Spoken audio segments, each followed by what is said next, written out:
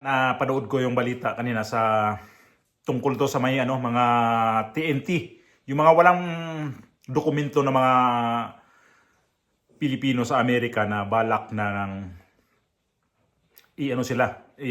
parang kusa na lang silang uuwi ng Pilipinas kasi undocumented sila kaysa ma-deport sila sa pag-upo ni Trump.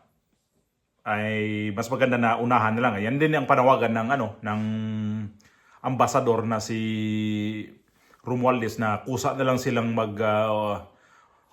pack up na lang sila. Kasi pagka-upo na talaga si Trump, yan na yung unahin niya eh. Yung mga undocumented na mga nasa Amerika ngayon, yun yung kailangan niya talagang linisin ng Amerika. Kasi dati pa yan eh. Yan ang problema niya talaga sa Amerika. Kasi alam niyo ang pinaka-problema dyan, kasi itong mga Latino pumapasok sa Amerika. Tapos yan yung mga salot sa mga druga, nagdadala ng mga druga. Kaya gusto nyo talaga niyang isara o kaya higpitan yung borders ng Latin America at saka yung papasok sa Amerika na mismo kasi na problema nga dati pa yung presidente ni si Trump dati sa mga ganyang mga tao na walang mga kaukulang mga papilis na papasok, tapos yun po yung maghasik ng mga problema sa Amerika. So swerte pa rin dito sa bandang Europe kasi hindi ganun ka yung mga ang mga presidente bawat bansa. Kasi dito lang sa Spain, ang mga tao dito, ang gobyerno dito hindi ganun sila sa mga higpit sa mga undocumented na mga tao na nandito sa pang bansa dito. Kasi dito di ka agad-agad na deport. Halimbawa, mahuli ka na wala kang papel, wala kang mga kaukulang mga ipakitang legal ka dito nakatira, hindi ka pinapauwi ka agad-agad. Kinukulong ka lang, pero kalaunan, pinapauwi ka lang din. So di kagaya sa Amerika ngayon na talaga ito, yan na yung niya sa kampanya na kailangan talaga na mga walang papel, mga tao, uwi na lang talaga kayo sa bansa. Ang tanong ko dito, yung gobyerno natin sa Pilipinas, si President Bongbong Marcos, kung preparado ba dito sa mangyayari ngayon na mga Pilipino doon na mayroong estimate na 300,000 na mga Pilipino na undocumented. So pag itong 300,000 na uuwi sa Pilipinas, ang tanong ko nito sa gobyerno sa atin kung ready ba tong masagip din tong mga tao na to kasi nasa Amerika to ngayon, naghanap buhay kahit walang papel, nagsapalaran sila doon na magkaroon ng magandang buhay ang pamilya, magandang buhay ang pangarap nila. So ang tanong ko nito kung paano to kung ipabalikin tong sa Pilipinas. So ito yung balita para baka sabihin niyo gawa na naman yan. Mayroon tayong balita i-play ko to ngayon ha. Undocumented na Pilipinong nasa Amerika, siguradong sila raw ang tatamaan ng mas mahigpit na immigration policy ni Donald Trump. Nasa frontline ng balitang yan si Camille Samonte. Mahigit 2 buwan pa bago formal na bumalik sa White House si President-elect Donald Trump sa Enero. Pero usap-usapan na ang magiging muka ng kanyang gabinete. Una agad sa listahan ng appointee ni Trump ang kanyang campaign manager at kilalang political strategist na si Susan Wiles. Siya ang inappoint ni Trump na maging susunod at kauna-unahang babaeng chief of staff ng White House. Susie likes to stay sort of in the back, let me tell you. The ice thing, we call it the ice thing. Bukod sa gabinete, isa sa mga pangako ni Trump noong eleksyon ang mas mahigpit na immigration policy. Kaya isa sa pinangangambahan ng mga eksperto ang posibleng malawakang deportation ng illegal migrants kapag naupo na ulit si Trump. Ang Philippine Embassy sa Washington, binalaan ang mga undocumented na Pinoy roon na umuwi na lang muna kaysa mapadeport. Immediately leave voluntarily because once you're deported, you can never come back to the United States. At least if you leave, there's always an opportunity or a chance that you'll be able to file at the right and just follow the rules and regulations of the country. Sa datos ng Philippine Embassy sa US, tinatayang aabot sa 300,000 ang mga undocumented na Pinoy sa Amerika. Ayon sa pinakamalaking PhilAm organization sa Amerika na Global Transparency and Transformation Advocates Network, tatamaan din ang ekonomiya ng Amerika kung matutuloy ang plano ni Trump. Lalo't karamihan sa mga illegal migrants, pinapakinabangan din ng US dahil sa mababang pasahod. Pag umalis ang mga yan, what will happen? Then people will then either do it themselves or they will have to look for people with documents to do it, but they would charge more. O diba? Balot-balot na. Alsa balutan na kayo. Mintras di pa si Trump nag-order talaga lahat. Everybody to go home now. Nobody stay here in America. Antayin pa natin yung mga ganun si Trump. Kaysa ma-blacklist tayo pagdating ng panahon na hindi natin i-backwit na lang tayo talaga kasi kaysa ma-blacklist ka pa. Hindi ka na makabalik ulit ng Amerika. Sabi ko kanina, ang tanong ko ay ready na ba ang gobyerno ng Pilipinas sa mangyari ng ganito? Kasi 300,000 undocumented na mga Pilipino sa Bisaya pa to, sa Cebuano pa, ubay-ubay to ha. Dito basta-bastang tao lang na babalik ng Pilipinas na uuwi ng hundreds lang ha. 1,000 ha. 300,000. So, isa to sa mga magiging problema ngayon ni Bongbong Marcos kasi lalo pa ito si Bongbong Marcos di pa sila parang umupo kasi to si Bongbong Marcos ang si Biden. So parang close sila. Ito si Trump, di natin to lingid sa kalaman na si Trump nung panahon ni Duterte close din to. Actually nakabisita to sa Pilipinas nung panahon ni Duterte.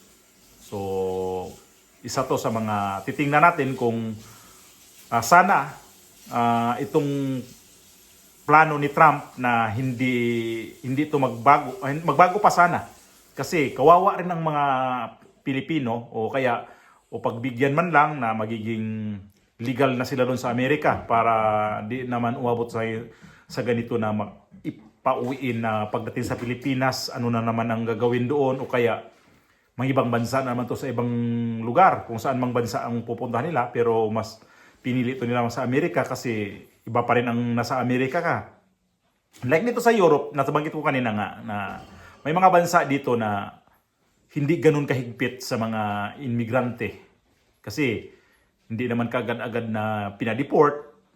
Dito sa lugar namin, hindi naman to basta-basta nagde-deport. Hanggat wala kang kasalanan na matinding kasalanan dito, hindi ka madideport. So, mga ganyan lang na wala kang mga kakulang dokumento. So, mag-a-apply ng dokumento mo. Hanggat darating ang araw, darating ang taon, matagal nga lang. Pag-antayin yung mga dokumento talaga na pag illegal kang dumating dito sa ibang bansa. Kasi mayroon ganyan galing sa ibang bansa, no? Kagayaan yung halimbawa ng ibang parte dito sa Europe na higpit sila doon.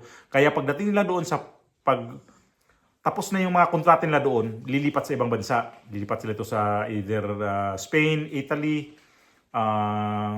France, or Germany.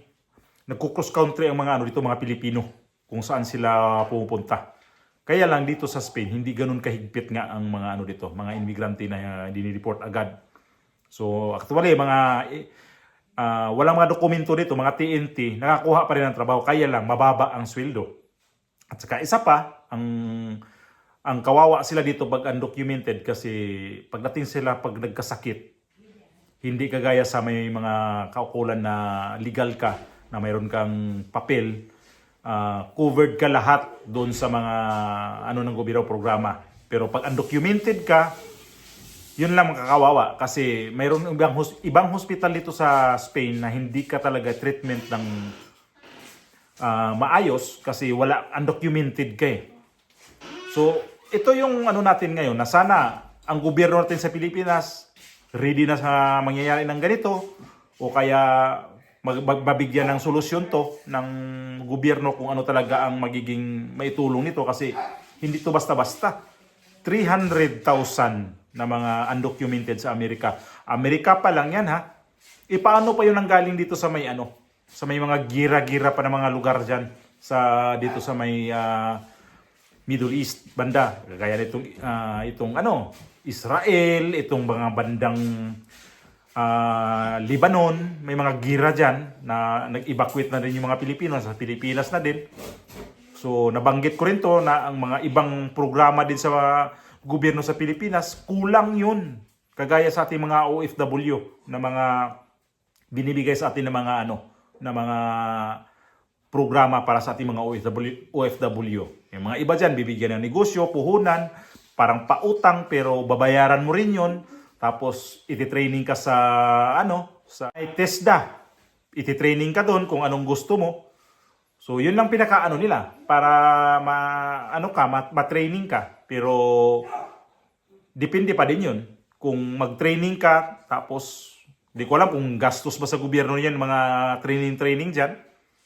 Siguro iba dyan gagastusin mo na pagkagaya pamasahe mo, halimbawa uwian ka, pamasahe mo, yung pagkain mo. Pero iba siguro dyan, sigurado libre naman. So ito yung ang ko nito ay parang pansinin naman sana to sa gobyerno na itong mga 300,000 na pagdating ng next year nito kasi si Trump uupo to January. Kasi nanalo siya ngayon, may 1 month pa yan ang mga transition nila dyan. So mga January uupo na siya, doon natin malalaman. Kasi ito yung niya, tinututukan talaga. Noon pa yan. Siguro, kung kayo nito, napanood niya yung talaga na tinaasan niya yung bakod sa may mga boundaries para di makapasok basta-basta yung mga tao sa may sa mga Latino. Kasi ito yung nagdadala ng droga Napaka talamak ang droga dito sa may bandang Latin America. Diyan nang galing yung mga mga cartel na mga droga. Diyan nang galing. Saan ang galing din mga droga dito sa bansang kung saan kami ngayon? Diyan din. Kaya ganun na lang ang kanyang dati na ang war on drugs ni Duterte. Nagustuhan niya yun. Gusto niya yung ginawa ni Duterte kasi nilabanan ni Duterte ang mga droga. Kasi yan din ang problema sa Amerika ngayon. Ang droga. Kasi pag yan ang pumasok sa bansa na yan, patay talaga ang mga tao dyan. Doon ang mga nag-umpisa ang mga krimen na matitindi. So alam naman natin, ang mga Latino, dyan talaga ang pinakamalaki ang bulto ng mga droga talaga na pinapasok nila sa halos buong mundo na yan sila. Nagsusupply ng mga droga dyan. So ayun yung ko ngayon na sana may solusyon na kaagad ang gobyerno nito.